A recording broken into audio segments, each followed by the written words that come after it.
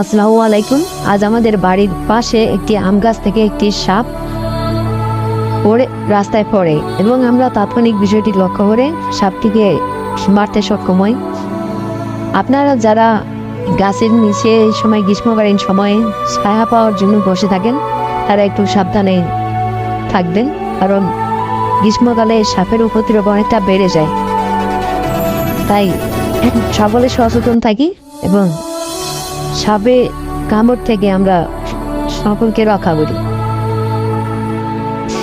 গ্রীষ্মকালীন সময় আমাদের বেশি সচেতন থাকা দরকার, কারণ এই সময় সাপের উপদ্রব বাড়ির আশেপাশে অনেকটা বেড়ে যায়, কারণ বাইরে প্রচুর গরম আর রোদ। এজন্য আমরা বসত বাড়ির আশেপাশে পরিষ্কার পরিচ্ছন্ন রাখবো, কোনো ঝোপঝাড় রাখবো না।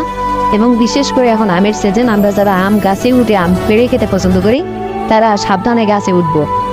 ভিডিওটি ভালো লাগলে শেয়ার করুন।